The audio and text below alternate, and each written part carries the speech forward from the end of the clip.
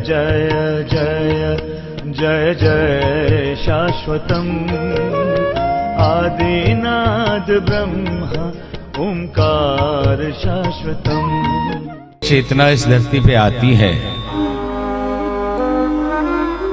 तो वो कार्य करती है जिससे लोगों को प्रेरणा मिल सके, मार्गदर्शन मिल सके। तो भगवान ने भरद्वाज मुनि से पूछा, ये संकेत किया उसमें कि कभी भी जीवन के लिए मार्ग पूछना हो तो उस व्यक्ति से पूछना जो त्रिवेणी के संगम पे बैठा हो। और त्रिवेणी संगम क्या है? गंगा, यमुना और सरस्वती तीनों जहां मिलते हो। गंगा क्या है? राम भगति जहां सुरसरी धारा, गंगा भक्ति है। और कर्म कथार अभिनंदन निवर्णी, यमुना कर्म है और सरस्वती स्वयं ज्ञान है। तो जहां भक्ति, कर्म और ज्ञान तीनों का संगम हो, जिस ऋषि के पास, जिस संत के पास, उसी से मार्गदर्शन लेना।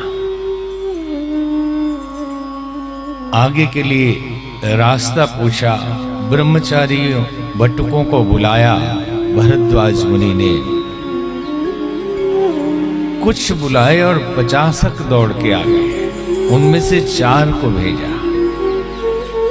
4 मार्ग दिखाने गए।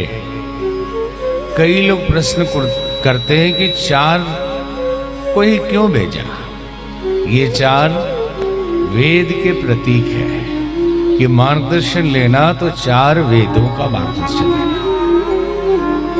भगवान आगे बढ़े, वाल्मीकि मुनि के आश्रम पहुंचे और उनसे रहने का स्थान पूछा कि मैं कहाँ रहूं। तो वाल्मीकि जी ने यही कहा, प्रभु आप जहां न हो वो जगह बता दीजिए, आप तो सर्वव्यापी हैं।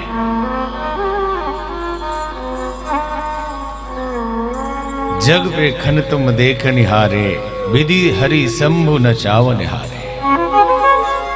सारे जगत के पालन करने वाले परमात्मा आप कहाँ नहीं हैं? मैं कौन सा जगह बताऊं जहां आप न हो? वो जगह मुझे बता दीजिए। भगवान ने इशारा किया, ये संसार में आप बताओ कुछ। तो 16 जगह बताए। भगवान के रहने के 16 स्थान बताए। उसमें पहला स्थान बताया, जिनके श्रवण समुद्र समाना। हे राम जी, जिनके कान, जिनका श्रवण समुद्र के समान हो, कथा तुम्हारी सुबह सरी नाना। आपकी कथा सभी नदियों सरिताओं की तरह है। भर ही निरंतर हो ही न पूरे, तिनके हृदय करहु गृह रूढ़े। कि हे प्रभु, जिनके कान में आपकी कथा पड़ती रहे फिर भी वो अघाए नहीं, उसका मन भरे नहीं, आपकी कथा सुनने के लिए लालायित रहे, उत्सुक रहे, उसकी चाहत बनी हुई रहे, तो ऐसे के हृदय में जाके बैठ जाइए। ऐसे बहुत सारी बातें बताई, 16 जगह बताए कि आप कहाँ रहे।